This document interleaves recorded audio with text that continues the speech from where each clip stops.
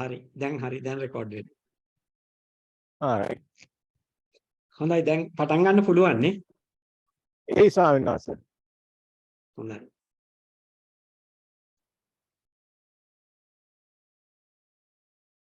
හොඳයි එහෙනම් අද පැයක ධර්ම දේශනාවකට ආරාධනා කළා.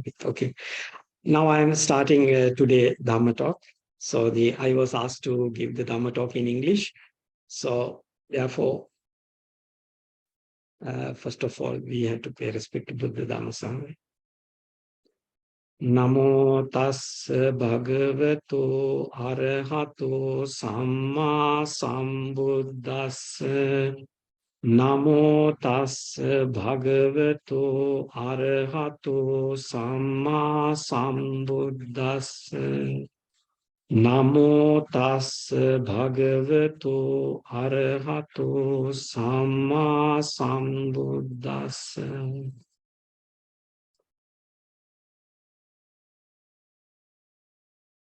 So today I was invited to give today Ajahn Brahm Society monthly meditation program, Dhamma talk. So today all of you come to this Kalalgoda meditation center to spend your whole day for practicing meditation. So I will speak about Dhamma, which is mostly supporting to your meditation practice. So when we, as Buddhists, we practice meditation as a part of the Noble Eightfold Path. Or this is one part of Noble Eightfold Path, developing mindfulness and then develop mind to the higher stillnesses, Samma Sati, Samma Samadhi. So mainly we practice meditation for developing Sati and Samadhi. But before engage in practice this developing Sati and Samadhi, we should practice the Sila, which is necessary to cultivate the proper foundation for practicing Sati, the right mindfulness. Right mindfulness is the important thing when we are practicing meditation. For practicing right mindfulness, we should have that right motivation, right effort. So first we have to practice right effort. But right effort never arises within us if we don't have the right view and right motivation. So right view and right motivation is the first two factors of Noble Eightfold Path. So this right view and right intentions, if we don't practice these things in our day-to-day life, sometimes when we sit for meditation, first thing is right effort to bring your mind to the wholesome states. So if you don't practice first two factors, this sixth factor, maybe you don't properly understand. So that is one of the important things we have to keep in mind. So right view, most of the time, as we are Buddhists in Sri Lanka, we think we know right view, but we don't practice right view. So the first factors we should train to practice in our day-to-day life. So for taking to practice this right view and right intentions, we should understand how Lord Buddha teach these things to us, how we should use these right view and right intentions. Because when we engage in practice, that means when we uh, arouse the right effort within us, it may be arise the wrong effort within us if you don't understand what is right view is. So that is an important thing. And I have seen in my life, most of the meditators miss this part. So they think right effort is put an effort to do things. But if you understand the right view, in properly, when you understand the right view, it is not like that. Because when you understand how your body and mind works, so your effort focus to something to do differently. Differently means it is not doing. You are actually inspire yourself not to do anything. Let the things be. Let the things fade away. Let the things disappear.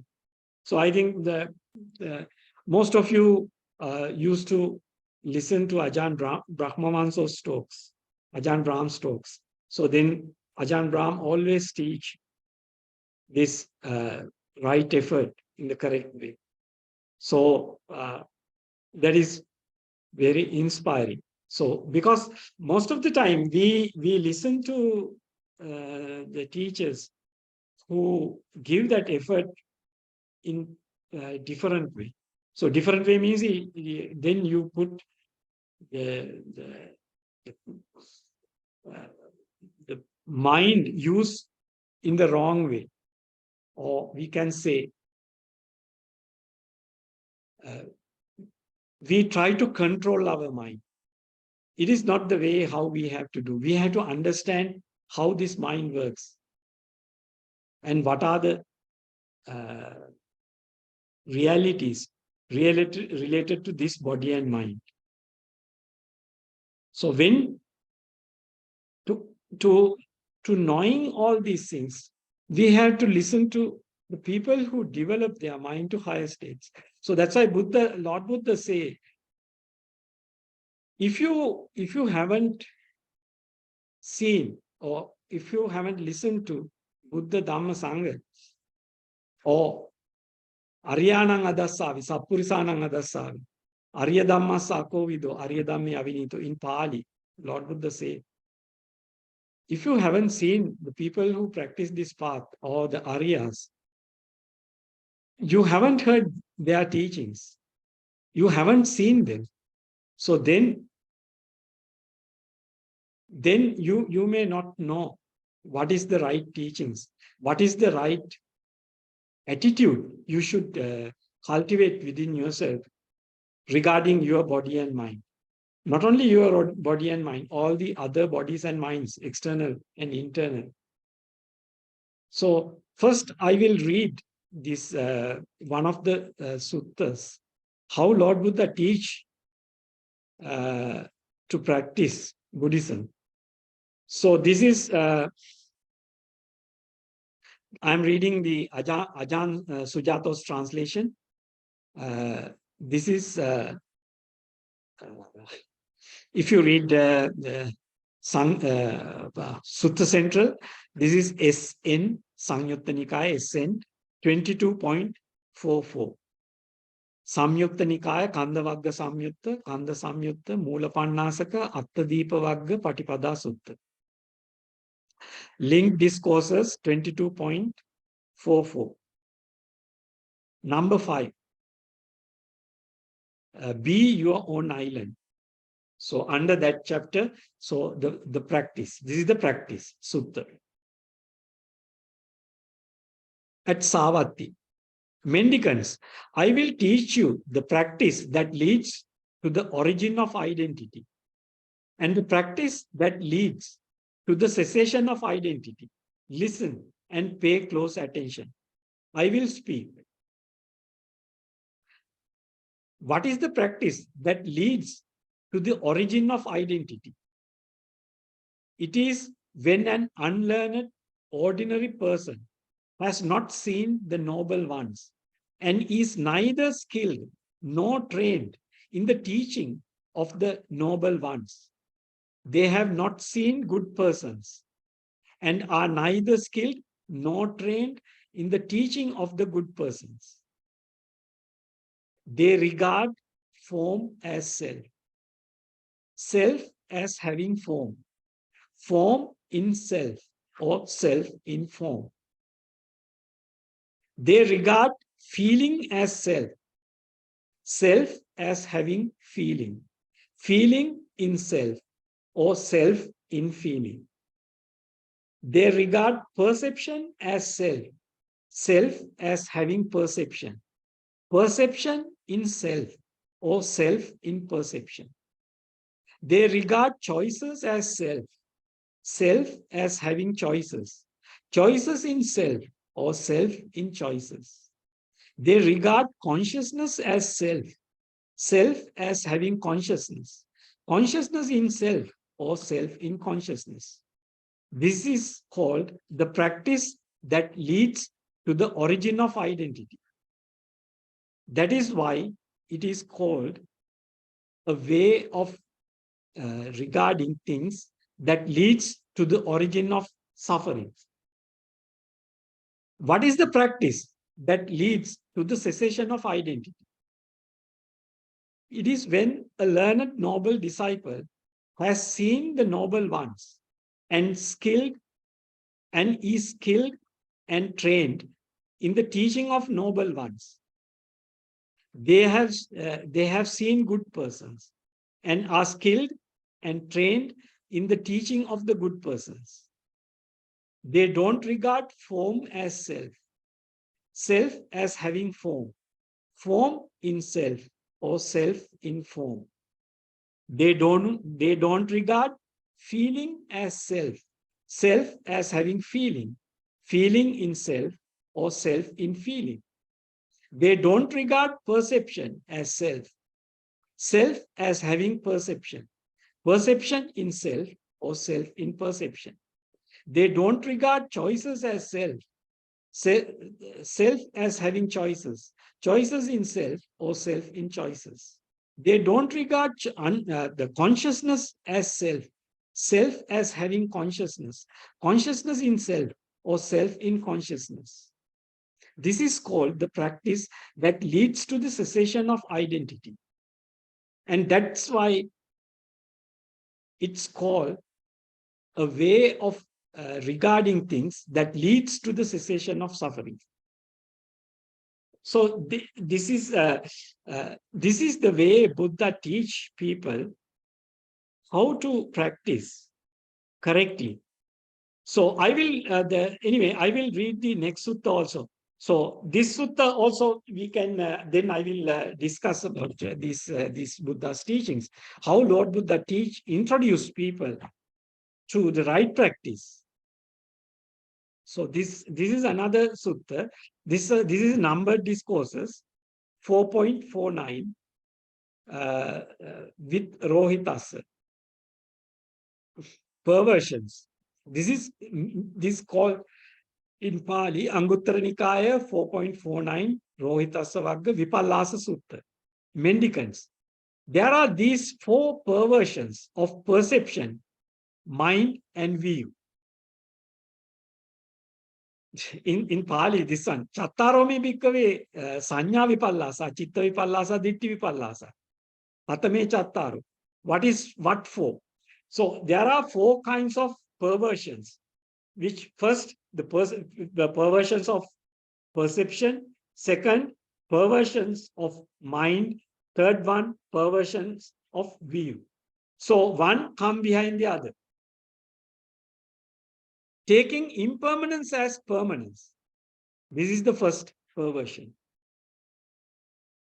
So it leads to the perversion of perception And then it goes to the perversion of the mind, and it goes to the perversion of the view.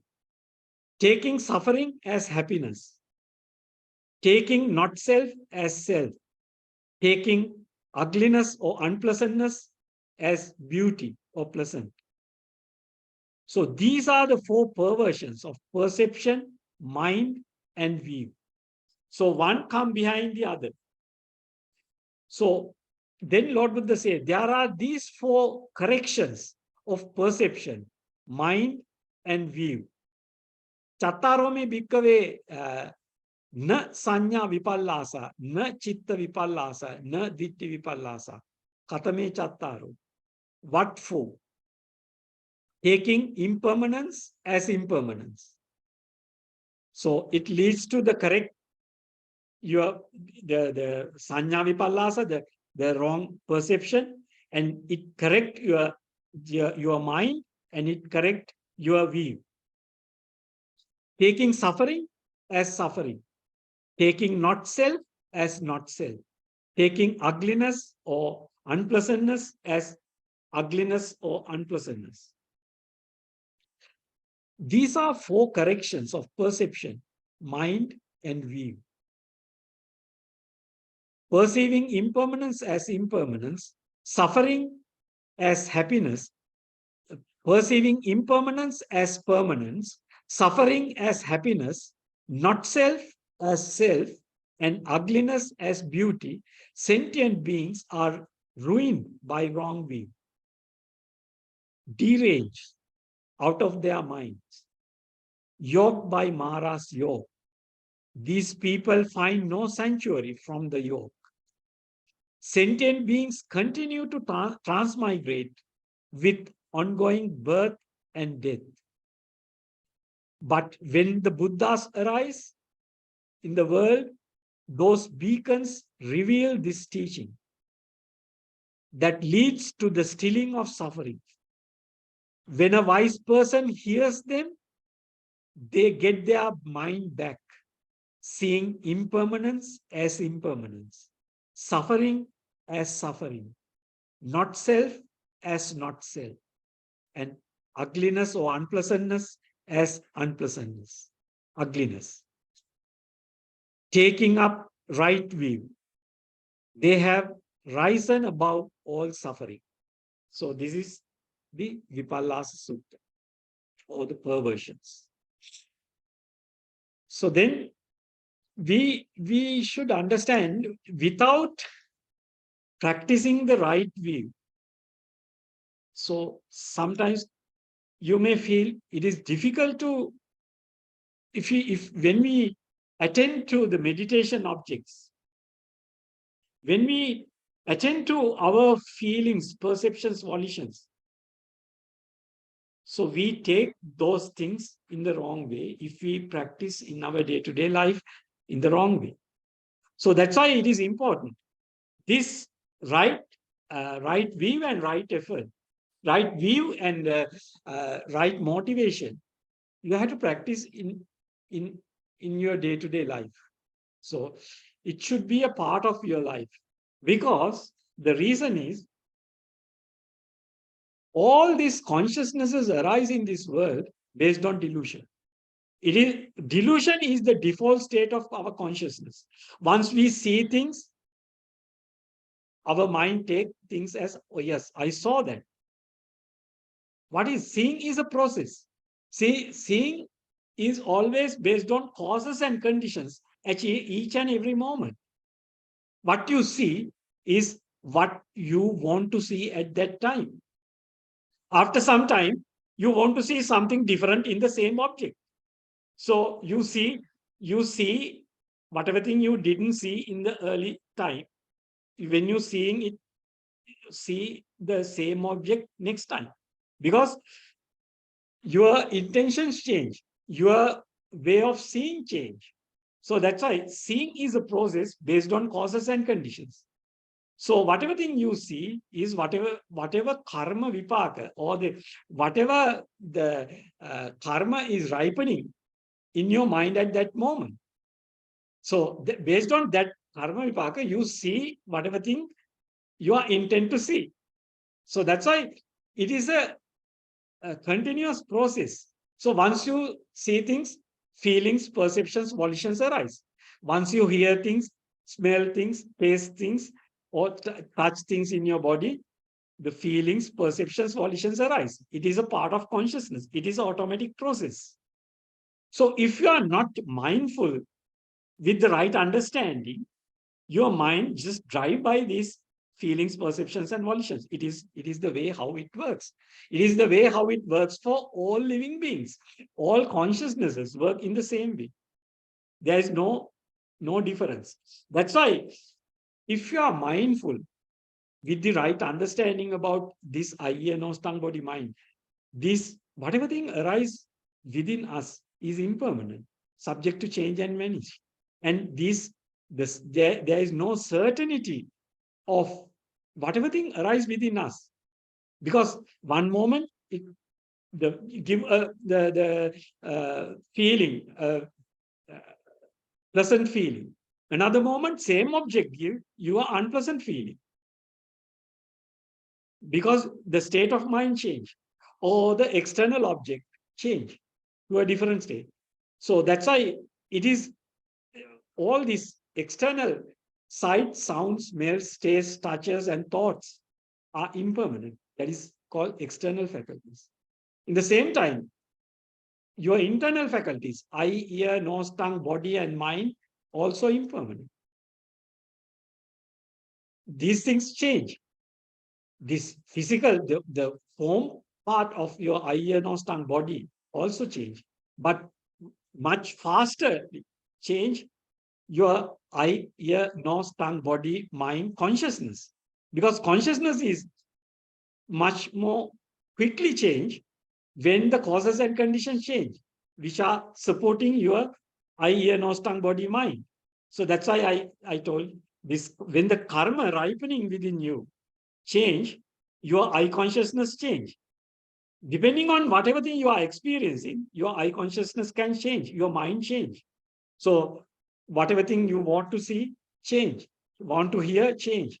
So these are continuous process. So that's why Lord Buddha say, whatever feeling, whatever form, feeling, perception, volition arise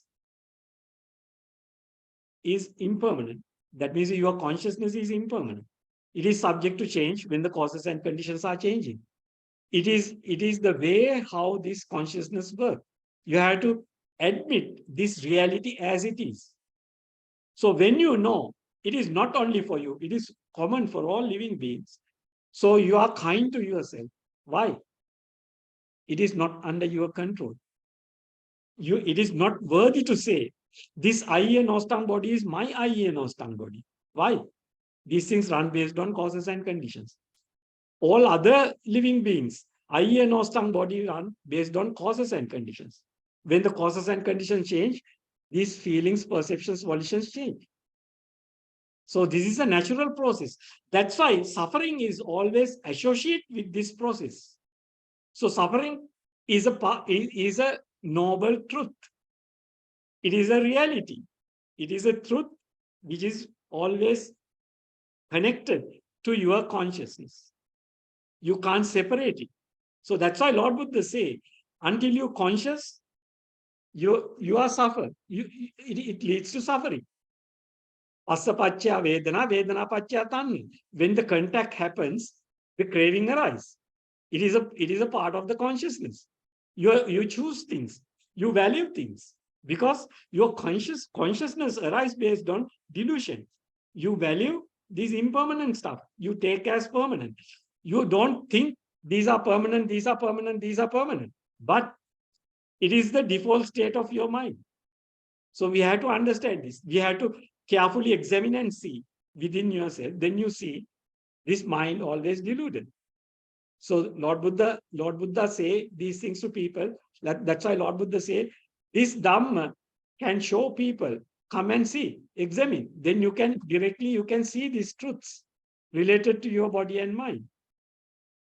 So when you know these things, you know things arise based on causes and conditions. So only thing we can do is stop all doing, and let the things be, let the things fade away and disappear. Turn away from these objects. You can turn away your mind from all these objects. That's why Lord Buddha say, when you understand there is no solution for this problem, you just let go the consciousness, let go all the products of consciousness, this forms, feelings, perceptions. You let go them, fade away and disappear, and you focus your attention to something else. So then the objects come through your five senses. You don't care about these things. You just keep your attention on the one of the objects which are not common to your day-to-day life, or these five sense world objects.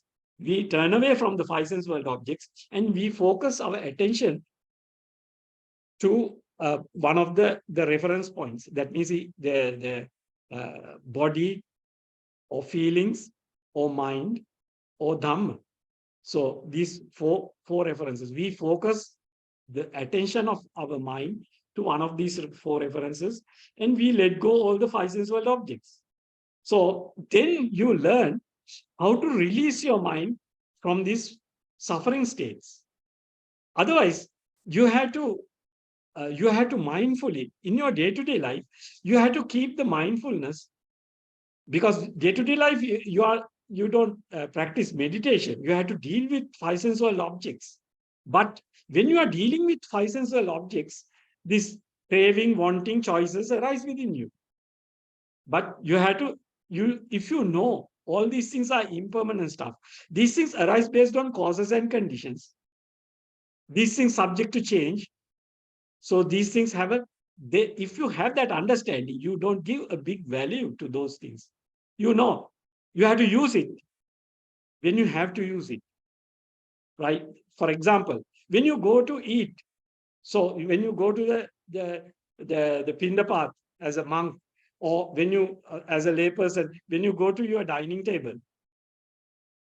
you have to choose something suitable for you to eat, and something not you make that you are unhappy.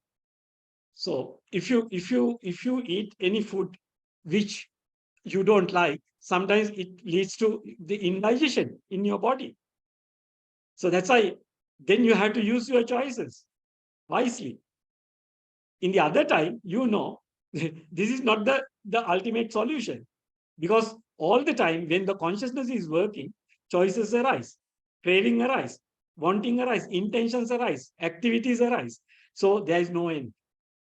Because whatever thing you choose today, you may not choose tomorrow. You may see some negative things in the same object, your choice, and you try to improve your choice, or you choose something different, which is have the better properties or better the features.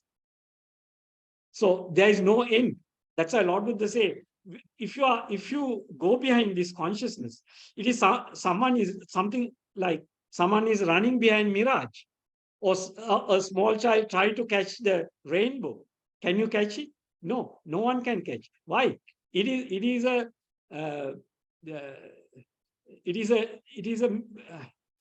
something. It is a perversion of your view. The seeing mirage or seeing rainbow is something create a wrong perception. Something really there. It is the creation of light. So you can't catch. When you going closer to it, it go further. So that's why Lord Buddha say, in the same way, this consciousness is also something like that. Whatever thing this consciousness show you, that means or whatever forms, feelings, perceptions, volitions arise at any given moment has a limited lifespan. These things change. When change, it leads to suffering. So that's why Lord Buddha say, the suttas I read, Lord Buddha clearly say these things. How these things lead to suffering? Because these are all impermanent stuff. When you associate with impermanent stuff, these things leads to suffering. So when you keep in mind this understanding, then when you use this knowledge in your day-to-day life, your attachment to the objects and your expectations of your activities or the whatever objects you associate with in this life, through your eye and tongue, body and mind, you keep a low level expectation. You don't take any of these things as permanent fixed things, and which leads to the happiness. All these objects leads to suffering sooner or later. So that's what Lord Buddha say, dukkha satya. This is the Lord Buddha say, Sankittena panchupadana khandha dukkha. Even this all forms, these forms, feelings, perceptions, volitions, and consciousnesses, Lord Buddha say, dukkha. So that's what that is what the sutta I write. Yeah. So because all these forms, feelings, perceptions, volitions, and consciousnesses are impermanent, therefore these things leads to suffering. So we have to remind ourselves. So then our wanting, craving, getting diminished. So that's why Lord Buddha say, when we are practicing the right view, then abhijja domanasa, the strong greed and unhappiness in our mind get diminished. So this is the most helpful thing when we sit for practicing meditation. So we can quickly let go things and free our mind from this five sense world.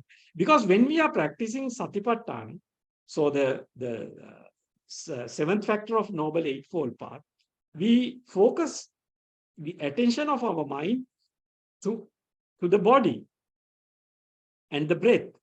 We keep our attention on breath. Why mind they go out and going behind other objects? Whatever thing you encounter in past, or whatever thing you wish to encounter in future. So these kind of things. So why our mind go to past or present, the future, or whatever thing come in the present moment? Why we at, our mind pay attention to those objects? Because we give a value to all these things. So when we train our mind to cut off the value for that normally give to these five sense world objects, we train our mind to cut off those values and release mind from those objects and keep attention on breath. So that is the most helpful thing. That is the prerequisites that Lord Buddha teach in suttas. So for practicing satipatthana, you should have a mind with reduced abhijja domanasa. That means the five hindrances have a low level. If the five hindrances are very powerful, you can't practice satipatthana. So that is the biggest problem. These are the five hindrances. That is the meaning of five hindrances. It is hindered to focus your mind to one, the four references, and release mind from the five senses, five sense world.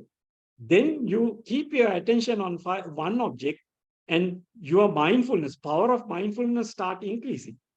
So then when the power of mindfulness increase, so you can see things as they really are. Not only that, you can bring your mind to the higher states like jhana states. So that is the state that Lord Buddha say, you are fully free from this five sense world or kama chanda, the desire to attend to the five sense world objects. So that's why, so these basic teachings we have to practice in our day-to-day life. So then we can, when we sit for meditation, only thing we have to do is bring the right mindset. That means the mindset with the understanding all these forms, feelings, perceptions, and volition, forms, feelings, perceptions, volitions, and consciousnesses are impermanent. And these forms, feelings, perceptions, volitions, and consciousnesses leads to suffering. And these things are not I, me, my, under control of I, me, myself, or these are not, there is no really I, me, myself. These things just arise based on causes and conditions and each and every moment. When the causes and conditions are changing, these things change to different states. So that's why we can't take any of these things as I, me, myself. So if we have that understanding, we just let go things, let the things be, let the things fade away and disappear. We don't worry. We don't going to do anything. We just turn away from these objects and give our full attention to the meditation object. If we are practicing breath meditation, we give our full attention to breath meditation. But mind can go to those objects time to time because that is the lack of training. When you train your mind to let go of the five sense world objects and keep attention on meditation object, mind naturally get that training and mind naturally turn away from the five sense world objects because you always take all these objects as impermanent, non-self, and suffering. So that is the most important thing.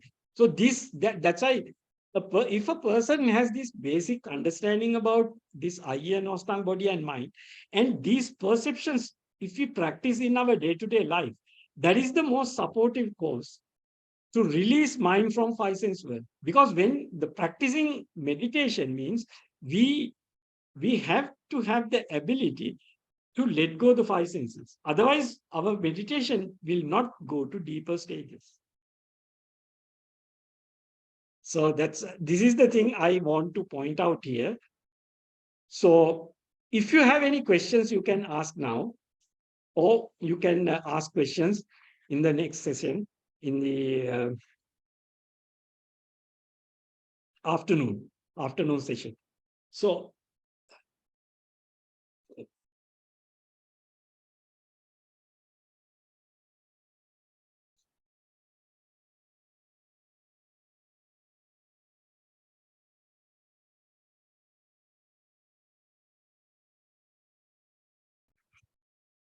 Any questions?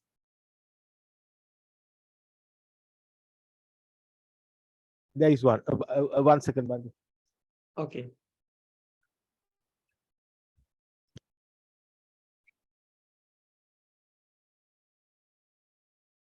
මෙච්චර දුරට ඇහෙයිද දන්නේ නැහැ.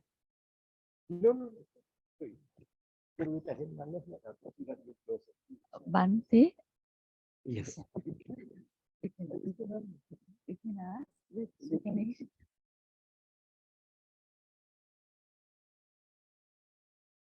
You can ask that. Bhante, can you hear us? Yes, I can hear. Okay, there's a question about the connection between karma and consciousness. Yeah. These are the most important thing to understand because these are very simple things if you carefully examine your mind. So the karma means whatever intentions you had before the present moment, all these things become karma to you. Chetanaham bhikkave kammam vadami. Lord Buddha say, the chetana, your previous chetana, which chetana is ripening in now.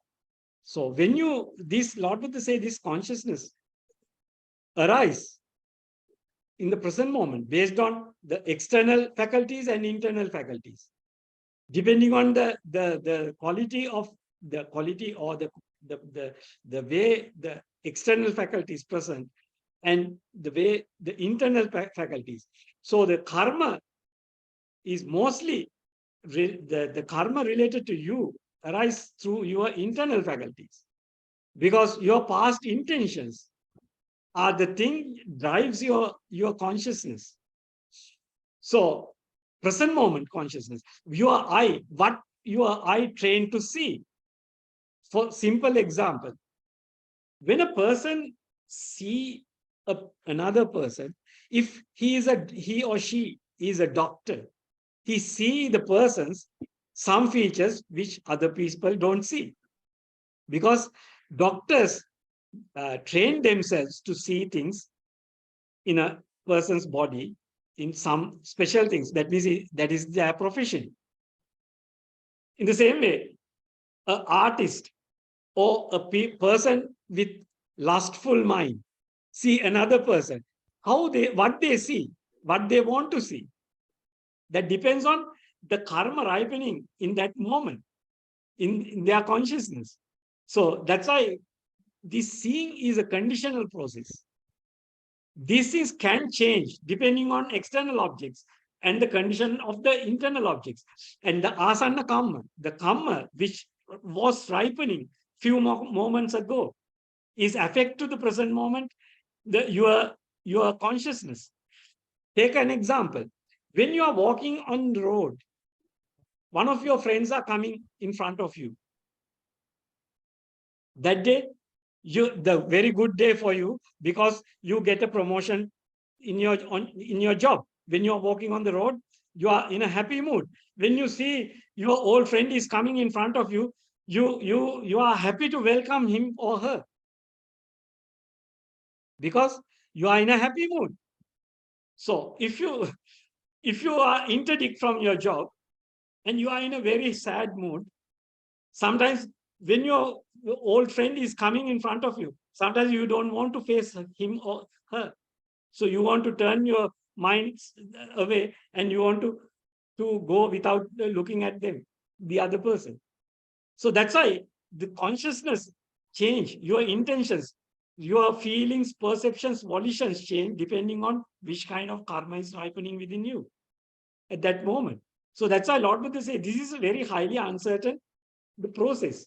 So sometimes some small instances, some small objects can change your perceptions in your mind. Sometimes if you see a person who create you problems, you quickly get upset. Once you get unhappy, your mind get unhappy. When your mind get unhappy, you deal with the next objects, whatever come to you, based on that unhappiness. So that's why the state of mind is very unstable. So that's why if you develop the mindfulness, then you train your mind to cut off and let go. You are practicing the third noble truth. That is chago, patinisaggo, mutyanada. Whatever feeling, perception, volition come to your mind, you train to just let the things be. You just push it away and keep it alone, because you know these things are impermanent stuff. These things arise based on causes and conditions. When the causes and conditions change, these things change. You don't give a big value to these things. So then your mind, the stability of your mind is high, and your power of mindfulness also high, because your power of mindfulness get reduced when your mind is agitated, when your mind run with the craving. Craving means the kamatanna, bhavatanna, vibhavatanna, all these three cravings. So it drives your mind, the reduce the stability of your mind. When this craving is in a lesser level, that means you cut off and you know how to cut off and let go and free your mind by having the right attention in the present moment. You, with the knowledge, your attention with the knowledge that all these things are impermanent. These things arise based on causes and conditions. These things change and vanish. These things are not I, me, myself. All these are suffering. If we have that understanding, you just leave it alone. Let them fade away and disappear. If you have to deal with these things, you just mindfully, kindly, softly, gently deal with these things, because you know things come and things go. You don't worry much. But if you don't have that attitude, your mind just drive with the greed, hatred once this object encountered. So that's why it is important to have these right practices at the beginning. Right view you have to practice. Then you are automatically you come to the right motivation. You are start practicing right motivation. When you have that right motivation, then your verbal action get purified by right motivation. You are kind to yourself, and you are kind to all other living beings. You know all these bodies and minds are natural phenomena. Things arise based on causes and conditions. We don't know which karma is ripening within us in this moment, next moment, another moment. It is a natural phenomenon. If you are mindful, then you can have some level of a control to let go things, let the things be. Avoid unskillful mental actions and bodily actions. Mental actions, bodily actions, and verbal actions. We can avoid if you have the mindfulness. But if you don't have the mindfulness, mind just drives by this greed, hatred, and delusion. Delusion is the root cause. So that's why when you are practicing the right view, if you train yourself to practice in your day-to-day life the right view, then the right intentions come behind that practice. So then you are deal with objects in a soft, kind, gentle way. So that's why right intentions is non-harming thoughts, non-ill will, and non-sensuality. You don't crave to this five sensual objects. Therefore, your mind is kind, soft, and gentle. So when you have the kind, soft, gentle mind, you are not falling into to the wrong speech or wrong bodily actions or wrong livelihood. So it comes from the root. So we have to practice the first thing. That's why Lord Buddha say, if a person don't practice these things, that means they haven't seen Buddha. They haven't seen the Buddha Dhamma Sangha. So they haven't heard the correct Dhamma. They haven't associated with the good people in this world. So that is why they use the wrong practices. So what is the right practice? Take things as impermanent, non-self, and suffering. So then your mind gets kind, soft, and gentle to your body and mind, and all external bodies and minds you take, you are kind, soft, and gentle to all these things. So it corrects your way of behaving. So that's why Lord Buddha says, this is a kusala karma. You are growing within yourself. This is the way how it works.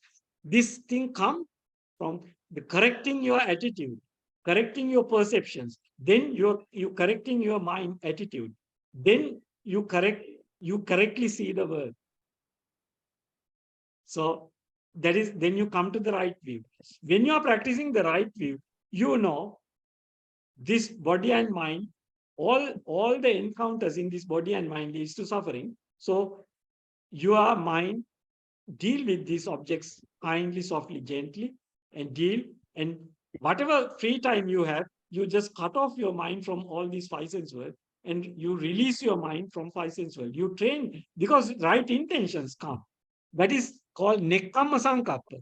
So you are turn away from this five sense world, and you develop that skill to turn away from five senses and focus your attention to the fine material realm objects.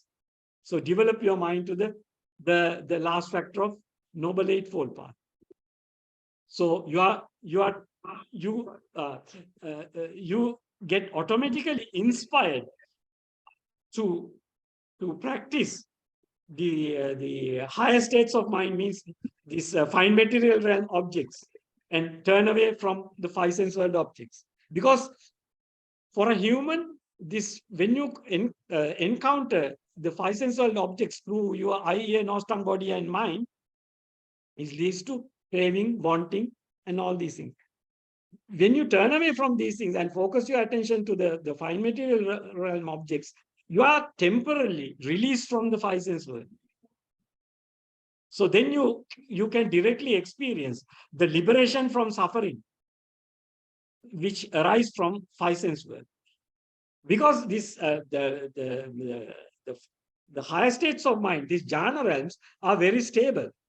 So they don't see there is an end of these things. But Lord Buddha says these things also have the end. Even though for a human who can directly see, because mind never stay forever in these higher states, the jhana states. Mind naturally come back to the five sense world. It is the nature of mind, because the underlying tendencies bring your mind back to the five sense world. So it is a part of the system. It is the karma. This is ripening within the system and the mind come back to the five sense world. So then you understand how suffering arises and how suffering ceases. So that's why Lord Buddha say, if a person can practice these the seven bojjhangas, so the final state is the samadhi sambojjhanga and upekka sambojjhanga. That is the higher stillness and the equanimity of mind in the higher states.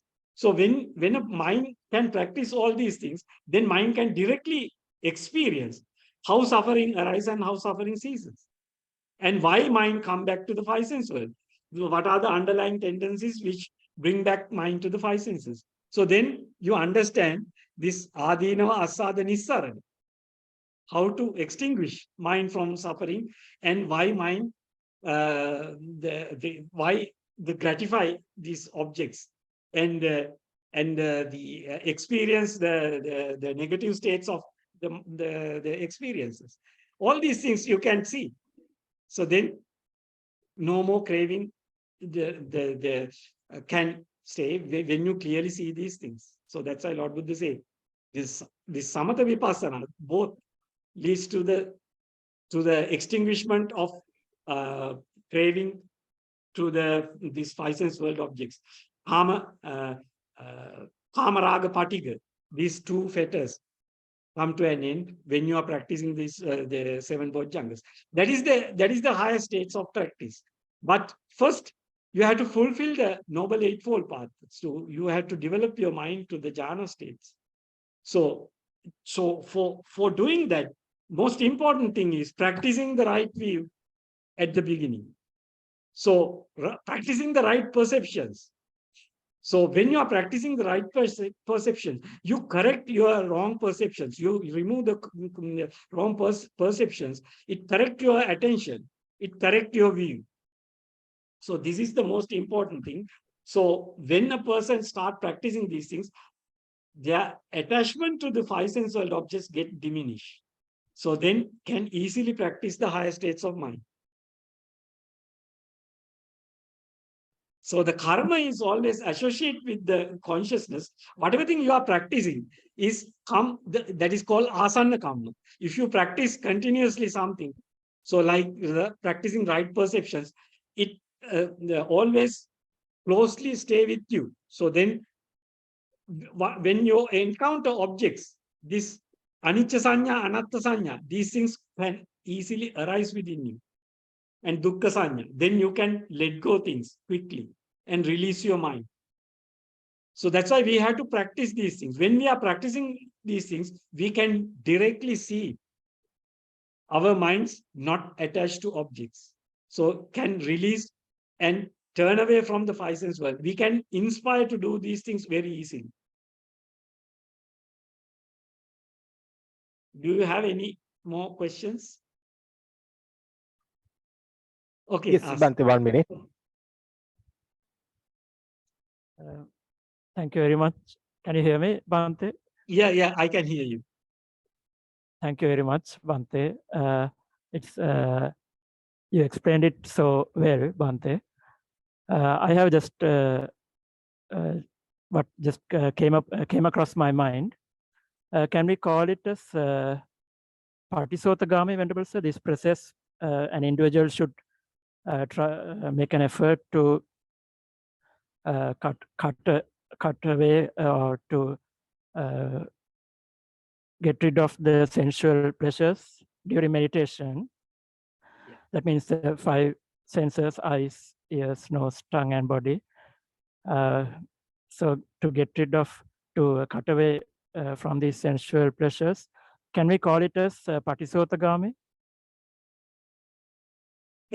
Actually, I never concentrate about that word.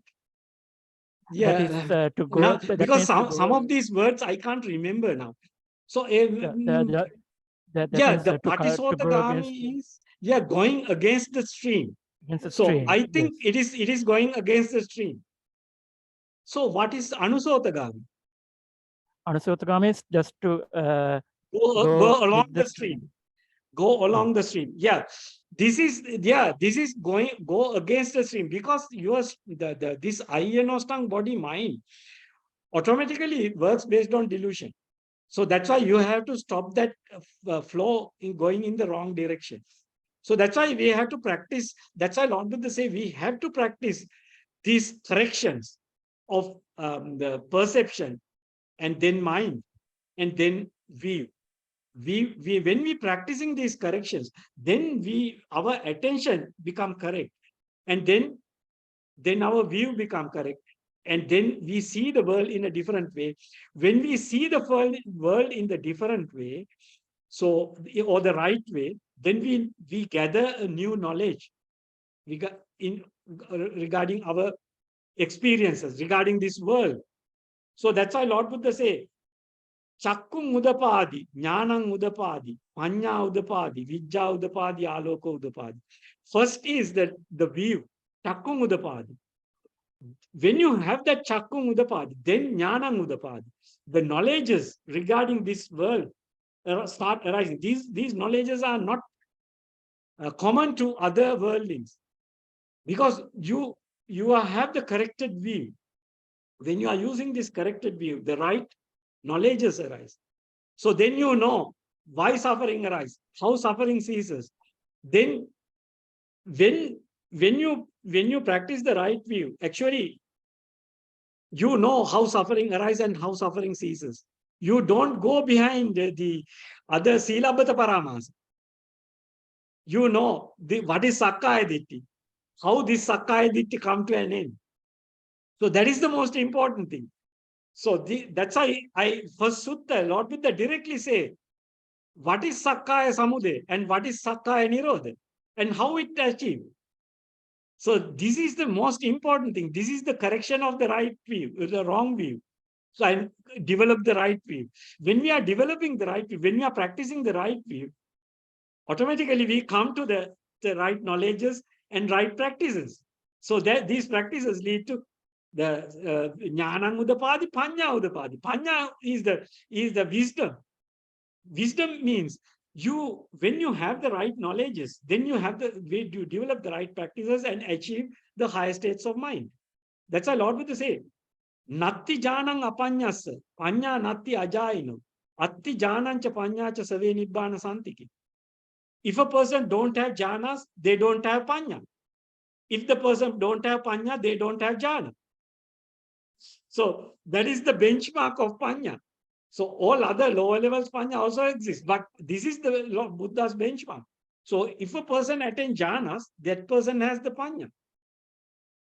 So that's why chakkung udapadi, jnanang udapadi, panya udapadi. When a person have this jhana level, then that is the ground to arise vijja. The realization of the reality. So we have to develop all these states.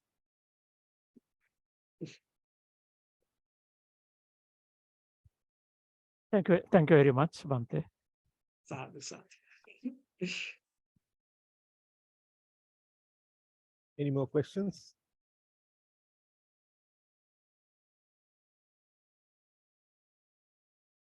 No more questions at this point in time, Bhante. Okay. So then what we have to do next? We have some self-meditation till lunch, and then there's a talk, and then again another session with you, Bhante. Okay. So then I have to speak in the next session, no? Yes, Bhante. That is come in.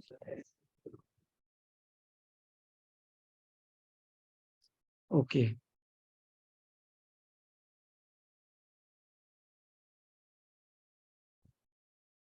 Yeah. Now next one is coming to 1:30. Your time 1:30, no? Okay. That's correct. That's correct. Okay. So now can we stop here? Yes, Bhante. Thank you. Okay, then we can stop now. Arahang Samma Sambuddho Bhagava Buddhang Bhagavantang Abhivademi Swakhato Bhagavata Dhammo Dhammang Namasami Supatipanno Bhagavato Savaka Sangho Sanghang Namam. So,